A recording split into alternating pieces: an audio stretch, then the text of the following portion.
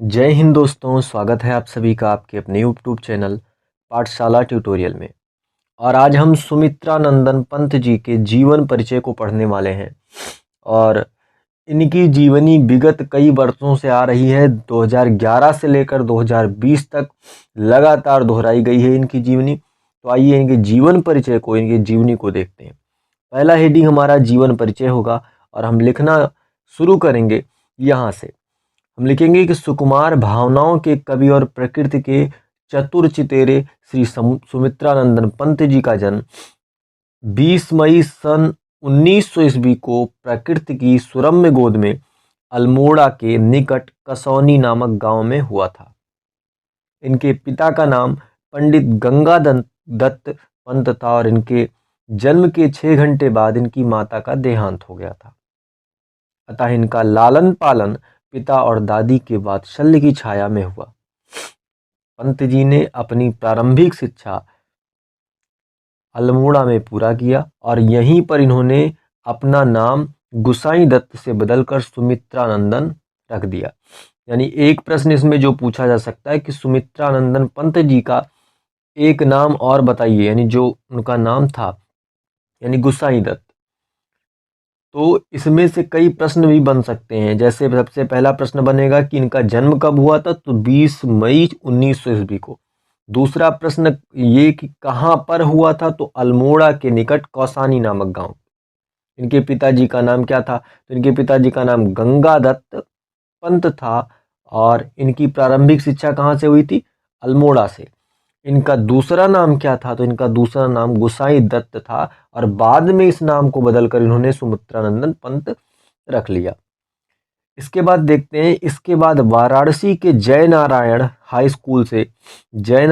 School से school leaving की परीक्षा उत्तीर्ण की और जुलाई 1919 में इलाहाबाद आए और म्योर सेंट्रल कॉलेज में प्रवेश लिया और सन 1921 ईस्वी में महात्मा गांधी के आह्वान पर असहयोग आंदोलन से प्रभावित होकर इन्होंने बीए की परीक्षा दिए बिना कॉलेज त्याग दिया था और इन्होंने स्वाध्याय से संस्कृत, अंग्रेजी, बांग्ला, हिंदी भाषा का अच्छा ज्ञान प्राप्त किया तथा प्रकृति की गोद में पलने के कारण इन्होंने अपनी सुकुमार भावना को प्रकृति के चित्रण में व्यक्त किया।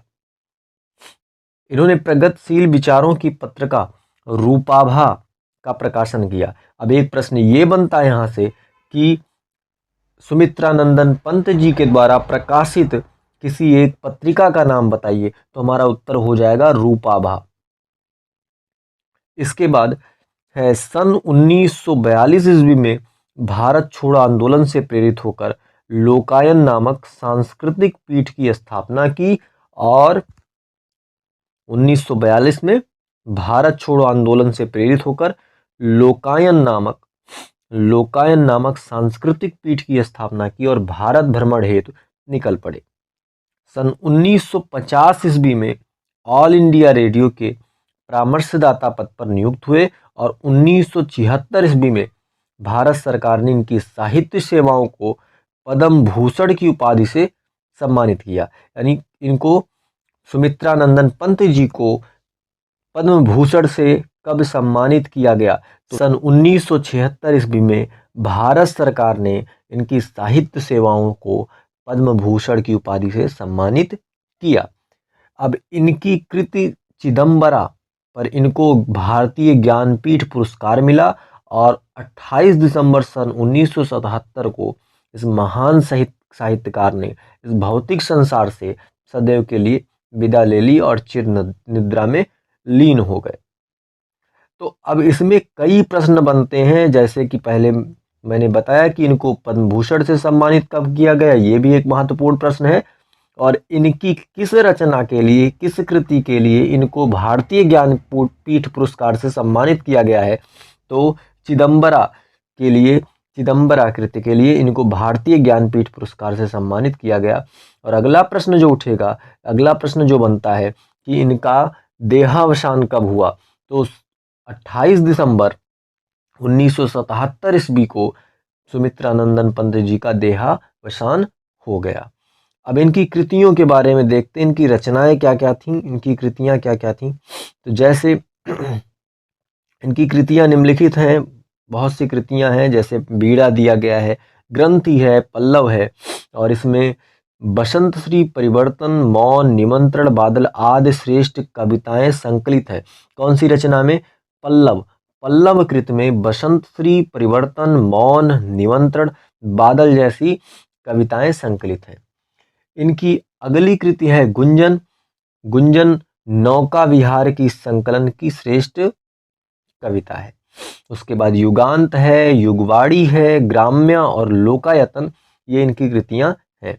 पंत जी की अन्य रचनाएं भी हैं, जैसे पल्लविनी है, अतिमा, युगपत, ऋता, स्वर्ण, किरण, चिदंबरा, उत्तरा, कला और बूढ़ाचाद, शिल्पी, स्वर्णधूल आदि इनकी रचनाएं हैं।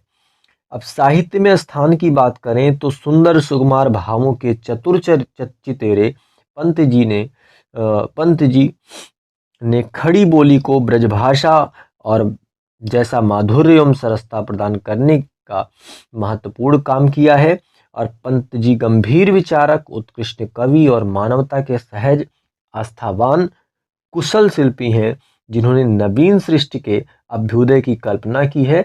और निष्कर्ष के रूप में कहा जा सकता है कि पंत जी हिंदी कविता के श्रृंगार हैं, जिन्हें पाकर माँ भारती कृतार्थ हुई। उम्मीद है आप सभी को ये वीडियो पसंद आएगा। अगर वीडियो पसंद आए तो चैनल को लाइक करें, शेयर करें, सब्सक्राइब करें। जय हिंद, धन्यवाद।